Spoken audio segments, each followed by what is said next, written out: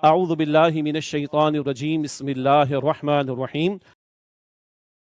وما کان لمؤمن ان یقتل مؤمنا الا خطأ، اور کسی مومن کے لیے جائز نہیں کہ کسی مومن کو قتل کرے مگر یہ کہ غلطی سے ایسا ہو جائے۔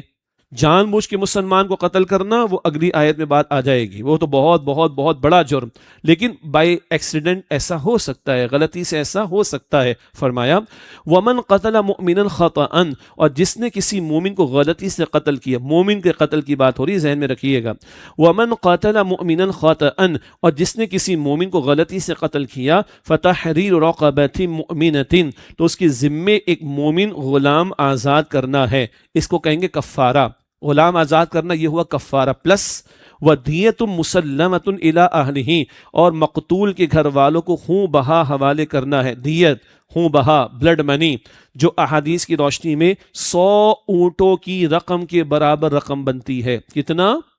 جو بھی ایوریج آؤٹ کریں گے اونٹ کی رقم، آپ لوگ کیلکولیٹ کرنے بیٹھ جائیں، بہت بنے گا بھائی، ٹھیک ٹھاک بنے گا، ٹھیک ہے۔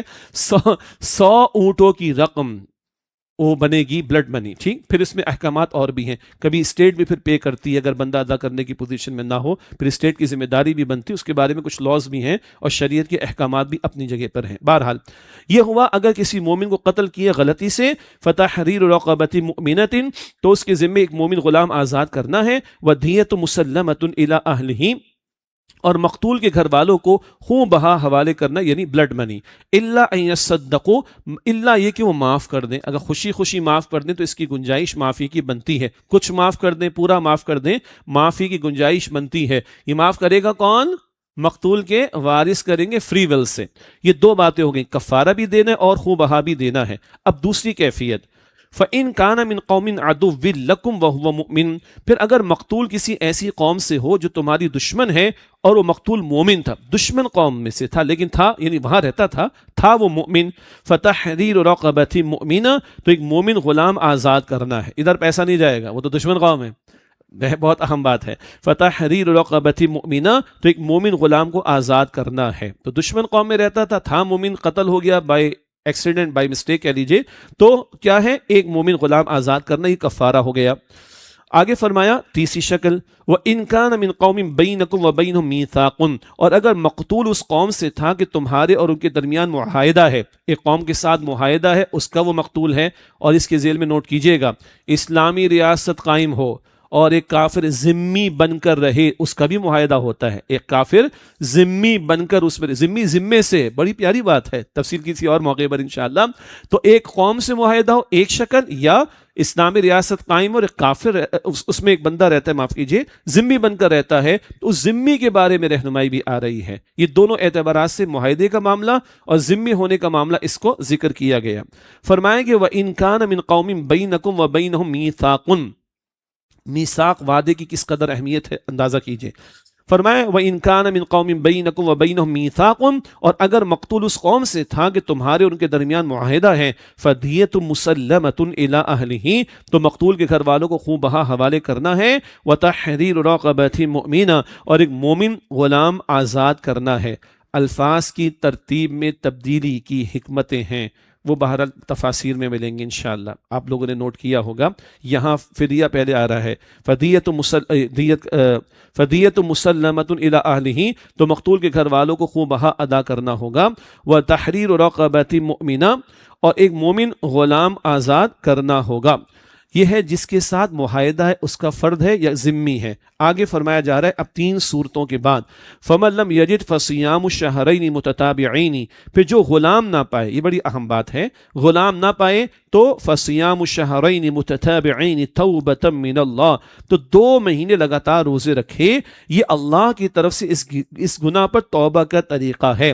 غلام کا ذکر پہلی شکل میں بھی تھا، اور آگے دوسری شکل میں بھی ذکر آ گیا، تیسری شکل میں بھی آ گیا۔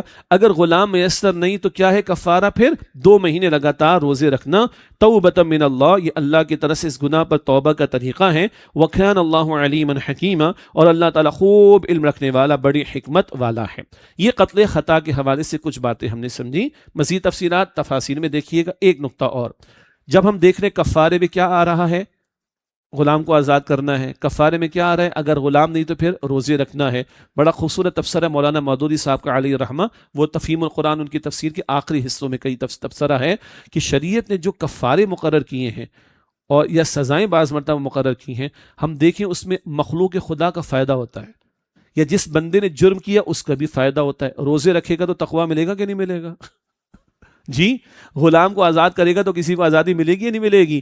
ان کفاروں میں یہ شریعت نے بعض سزائیں جو بتائی ہیں ان جرائم میں، اس میں کیا بتایا جا رہا ہے؟ بندے کا بھی فائدہ جس سے جرم ہو گیا تھا، جس نے کفارہ دینا ہے، اور یا پھر مخلوق کا بھی اس میں فائدہ ہوگا، کبھی مادی اعتبار سے کبھی روحانی اعتبار سے. یہ شریعت کے احکام کا حسن ہے کہ خیر ہی خیر اس میں ہمیں میسر آتی ہیں. بہرحال وکان اللہ علیما حکیما، اور اللہ سبحانہ وتعالیٰ خوب علم رکھنے والا، خوب حکمت والا ہے. اب آ رہا ہے مسلمان کو جان بوجھ کر قتل کرنا. ایک مسلمان کو جان بوجھ کر قتل کرنا، یہ آپ کشمیر دیکھ لیں، فلسطین دیکھ لیں، برما دیکھ لیں، ماضی میں بوسنیا چیچنیا دیکھ لیں، عراق اور افغانستان دیکھ لیں، کراچی دیکھ لیں، پاکستان دیکھ لیں، جتنے لاشیں مسلمانوں کے گرتے مظلومانہ، جتنے مسلمان جان بوجھ کر قتل یا کہیں شہید وہ کیے جا رہے ہیں، جتنے جان بوجھ کر مسلمان قتل کیے جا رہے ہیں، کیا لاکھوں کی تعداد ہو جائے گی. ایک مسلمان کا قتل اللہ کے نگاہوں میں کتنا بھاری ہے، سنیے. فرمایا وَمَن يَقْتُلْ مُؤْمِنًا مُتَعَمِّدًا، اور جو کسی مومن کو جان بوجھ کر قتل کرے، فَجَزَاؤُهُ جہنم، تو اس کی سزا جہنم ہے، خالداً فیہا، اس میں ہمیشہ رہنے والا ہے، وَغَضِبَ اللَّهُ عَلَيْهِ، اور اس پر اللہ کا غضب ہوگا، وَلَعَنَهُ، اور اس پر اللہ لعنت کرے گا، وَأَعَدَّ لَهُ عَذَابًا عَظِيمًا، اور اللہ نے اس کے لیے بڑا عذاب تیار کر رکھا ہے. ایک مسلمان کو جان بوجھ کے قتل کرنا، جہنم ہمیشہ رہے گا، اللہ کا غضب، اللہ کی لعنت، بڑا عذاب اللہ تعالیٰ نے تیار کر رکھا ہے. اور اللہ کے رسول علیہ السلام نے خانہ کعبہ کو پکارا ہے، کعبہ تو کس قدر عظمت والا ہے، کعبہ تو کس قدر عظمت والا ہے، مگر اللہ والذی نفسی بیدی، اس اللہ کی قسم جس کے ہاتھ میں میری یعنی محمد مصطفیٰ علیہ السلام کی جان ہے. اے کعبہ، ایک مسلمان کی جان اللہ کی نگاہوں میں تجھ سے زیادہ بڑھ کر عزیز ہے، مقدم ہے. کتنے کعبے روزانہ گرائے جاتے ہیں، شہید کیے جاتے ہیں. ایک مسلمان کی جان بوجھ کے جس نے کسی مسلمان کو قتل کیا، جہنم ہمیشہ رہے گا، اللہ کا غضب، اللہ کی لعنت، اور اس کے لیے بڑا عذاب تیار ہے. اور دنیا میں قصاص کا حکم بھی ہے، وہ ہم پڑھ کر آ چکے ہیں البقرہ آیت نمبر 179 میں. ہاں، دنیا میں کسی پر سزا لاگو ہو جائے، وہاں ذکر کیا تھا، تو آخرت کی سزا سے بچ جائے گا. اللہ اکبر کبیرہ. یہ باتیں اپنے اپنے مقام پر ہیں، مگر ایک مسلمان کی جان کتنی قیمتی قرآن ہمیں بتا رہا ہے. اب مسلمان کیونکہ مختلف علاقوں میں جاتے تھے، مہمات ہوتی تھیں، تو کچھ اور مسائل بھی پیش آئے ہیں، ان کا تذکرہ آ رہا ہے. فرمایا یا ایھا الذین آمنوا، اے وہ لوگوں جو ایمان لائے ہو، اذا ضربتم فی سبیل اللہ فتبینوا، جب تم اللہ کی راہ میں قتال کے لیے سفر پر نکلو تو خوب تحقیق کر لیا کرو. ولا تقولوا لمن القى الیکم السلام لست مؤمنا، اور جو تمہیں سلام کہے اسے یہ نہ کہو کہ تو مومن نہیں ہے. یہ مت کہو، جو تمہیں سلام کہے اسے یہ نہ کہو کہ تم مومن نہیں ہو. تبتغون عرض الحیات الدنیا، کیا تم دنیا کی زندگی کا سامان چاہتے ہو؟ فعند اللہ مغانم کثیرہ، تو اللہ کے پاس بہت سی غنیمتیں ہیں. ہاں، کذالک کنتم من قبل، اس سے پہلے تم بھی اسی طرح تھے. مراد تم اپنے ایمان کی کیفیت کو چھپاتے بھی تھے، کبھی کبھی تم پر پریشر تھا. فمن اللہ علیکم، بس اللہ نے تم پر احسان فرمایا کہ دیکھو تم مسلمان ہو گئے. فتبینوا، تو اب اچھی طرح تحقیق کر لیا کرو. ان اللہ کان بما تعملون خبیرا، بے شک اللہ اس سے خوب باخبر ہے جو تم اعمال کرتے ہو. دیکھو تحقیق کر لو، اور کوئی یہ کہے کہ میں مسلمان ہوں تو تم سلام کہے تو تم یہ نہ کہو کہ تم مسلمان نہیں ہے. ایک مہم کا معاملہ تھا، صحابہ تشریف لے گئے تھے، سامنے سے شخص آ رہا تھا، کچھ ساز و سامان بھی ہوگا، اس نے کہا السلام علیکم. انہوں نے محسوس کیا جان بچانے کے لیے کہہ رہے، قتل ہو گیا وہ شخص. بعد میں بات حضور کے پاس آئی، نبی علیہ السلام نے پوچھا کیا ہوا؟ حضور اس نے جان بچانے کے لیے کلمہ کہا.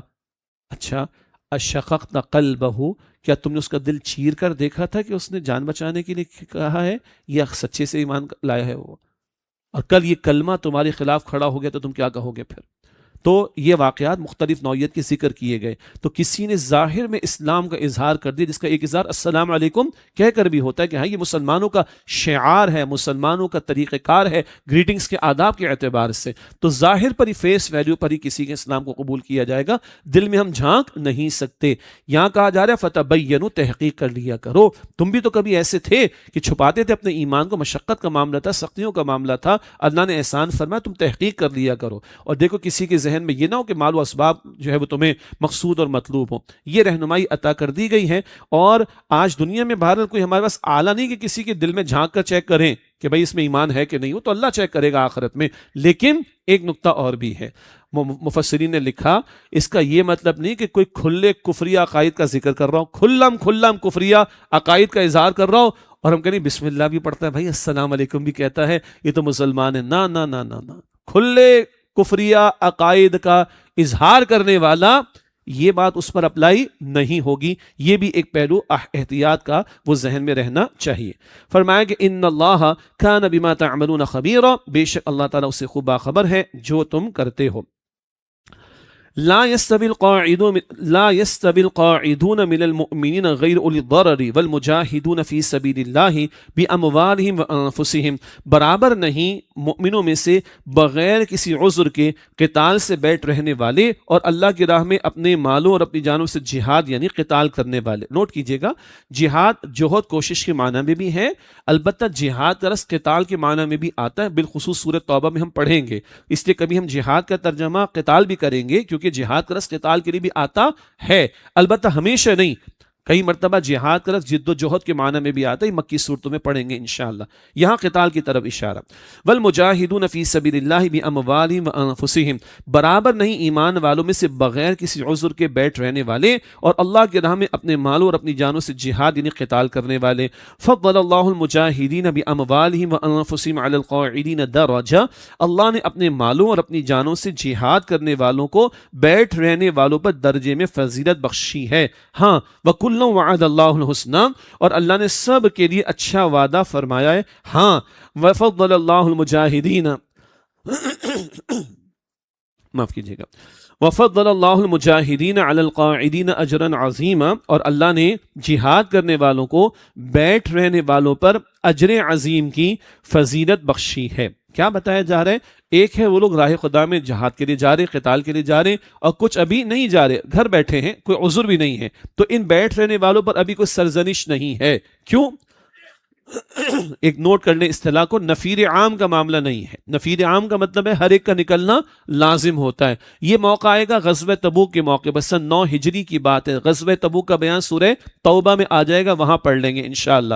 وہاں ہے ہر ایک کا نکلنا لازم. ابھی ہر ایک کا نکلنا لازم نہیں ہے، تو کوئی اگر قتال کے میدان میں نہیں جا رہا تو گنہگار نہیں ہے، لیکن جانے والے کا اجر بہرحال وہ تو ہوگا، اور جانے والے بیٹھ رہنے والوں کے مقابلے میں زیادہ فضیلت والے ہیں. بہرحال آج میدان کھلا ہے اللہ کی راہ میں لگانے کے لیے، اللہ میں آگے بڑھ کر لگانے کی توفیق عطا فرمائے. وفضل اللہ المجاہدین علی القاعدین اجرا عظیما، اور اللہ نے جہاد کرنے والوں کو بیٹھ رہنے والوں پر اجر عظیم کی فضیلت بخشی ہے. درجات منہ ومغفرۃ ورحمہ، اس اللہ کی طرف سے درجات اور مغفرت اور رحمت ہے. وکان اللہ غفور الرحیم، اور اللہ تعالیٰ بہت بخشنے والا نہایت رحم فرمانے والا ہے. وآخر دعوانا ان الحمد للہ رب العالمین، والسلام علیکم ورحمۃ اللہ وبرکاتہ.